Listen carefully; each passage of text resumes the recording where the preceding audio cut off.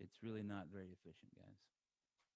All right, let's talk about Charlotte, and maybe let's talk about Will Healy, who was my favorite interview. I tweeted this out, right? Like I ranked it. Like I just, you know, he's fun to talk to in person and even on a Zoom call, which can be kind of lame. He's the kind. It basically breaks down to this, right? You ask a question, and either a coach will give you a non-answer, like a talking point answer, which is, all right, I don't think I expected that one, or they'll give you a smart, thoughtful answer, which has some cliches, has some talking points in it, but is, communicated in a way that suggests like, hey, this person's smart and they're really thinking about this stuff and not just repeating cliches. And that latter category is where it was where our guy Will Healy falls. He said basically he felt personally responsible for the outcome of last season, where they do 2-4 in the conference. He felt like it was not a good student athlete experience. You know, going 2-4 and then having 9 games canceled. He was kind of wondering, hey, should I have it communicated to them the way I did? Should I have prepared them the way I did for the games? Did I not give them enough football preparation, or were their minds on like the pandemic too much? Right? Should I have reduced that, or like should it have been more pandemic talk and less football talk, so that way they could play a little bit more informed during the games and not thinking whatever it is. He said he's thinking about those kinds of things and reevaluating that. I already mentioned what he said about the vaccination stuff. A lot of that just, I don't know, right out of their group playbook or something. Like, wanted to be educated. Don't want to force anybody to do anything. And if they're gonna do anything, he wants it to be for the right reasons, good or bad. Right? Basically, having thought about it. But yeah, I think he's looking at the Duke game, some of these other opportunity games, those kinds of things, for what they are. And this is something that if you followed Conference USA Report and USA Report over the years, it's something I tweeted about. Like whoever's good, I feel like if you want the league to be better, um, bowl games don't really mean so much. And Conference USA had a terrible bowl season, but nobody really cares about that. I think my theory is that the games that people really care about are early in the season. Those early non-conference ones are the ones that stick out to everybody. And I always bring this up, like, what's his face? The guy that just now got fired from Texas. When he coached Houston, they beat Oklahoma in Houston, and everybody was like, oh, on the strength of that, that was basically getting Houston talk about, oh, maybe they can join a Big 12, or maybe this guy can go coach at a Power 5 squad. No, but everybody forgets that he finished that season very poorly, right? Houston lost like BYU. They didn't have a great season, but they beat Oklahoma. That's what everybody remembers. If you look at say recent years, like a lot of people remember that Seth Luttrell beat Arkansas, and not so much that they got blown the f out in all their bowl games, right? Bowl games. This I feel like this is another talking point. Somebody mentioned like, yeah, we're talking about this, all the coaches together about the bowl games. Um, that it's obviously something they want to win, but it's not really something that I think moves the needle too much, right? Yeah, Conference USA had like the best bowl record, um, for like 3 of the 4 years. I forget. They were kind of parading around that trophy, but in truth, I don't know that too many people care about who won the most bowl games. What they care about is getting big wins in the regular season. So why do I say all that? Because Will Healy mentioned that. He said it's one thing to get a Duke in, on the schedule.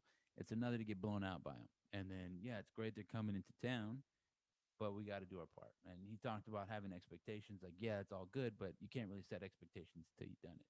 So, in that way, look for them, Charlotte, to be more competitive.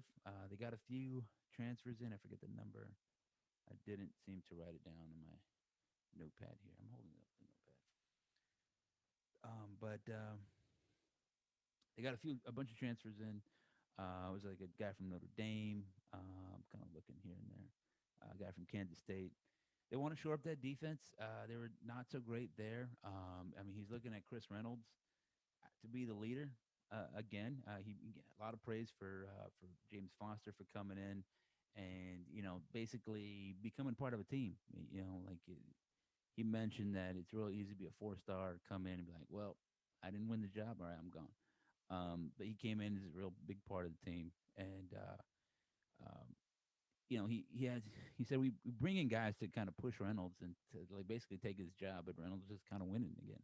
That he's a lot of praise for him, and yeah, I like Will Healy. I think they're moving in the right direction.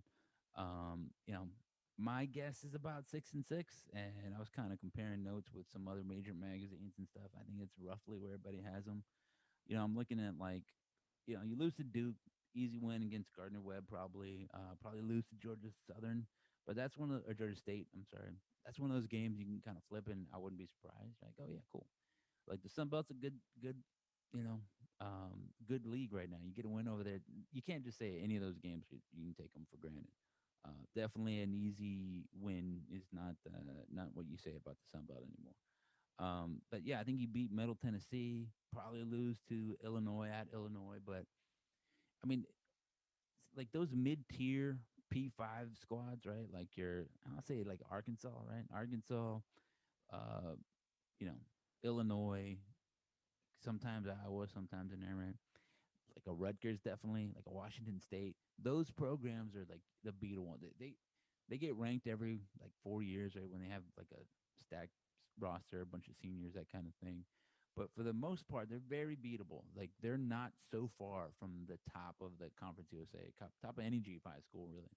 So if you time that right, you can get a couple of name wins, big wins, right, to sell to your donors. Like we whooped up on MP5s right there.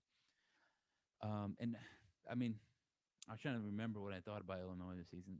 That's a win. That's one of those you say, like, here's an opportunity right here. Like, this is a game that could build a program. People will remember that. Remember, we went to Illinois, to Champaign, one over there. Look at us, Charlotte. Buy some season tickets, donate some money, get your name on a wall or something. Um, that's basically it. A tough schedule, right? It gets tough there. You got Florida Atlantic at home. I felt like that was a pivotal game in the last 2 seasons, right? 2, 3 seasons, however long it's been there. Two, right? It's two seasons. That one with Lane Kiffin there, and the one last year. It felt like they were just they lost 17-21. Those are just games they could have won against good teams, and I felt like that kind of stole their confidence, especially 2 seasons ago. So that's a big game, and depending on how they feel about it, they're like, man, we lost to them again this time at home. In October, I think that affects the way they play the rest of the season.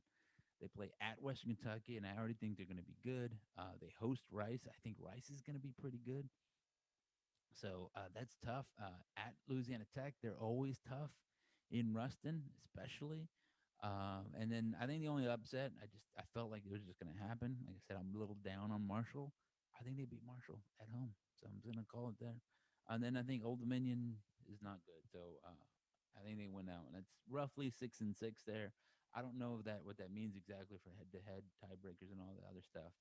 Again, I'm just trying to get a sense of this team. How good do I think they are? I think 6-6, is about right. That would put them somewhere in the middle of conference, middle of division. I don't think it's a terrible season. You go bowling, you kind of build on that. I think that's good. Like nobody feels like anybody take a step back there. So, I like that for them. You know, let's move on. See, I did that thing where I lost my place. Let me go to Middle Tennessee. Where did I put my notes on Middle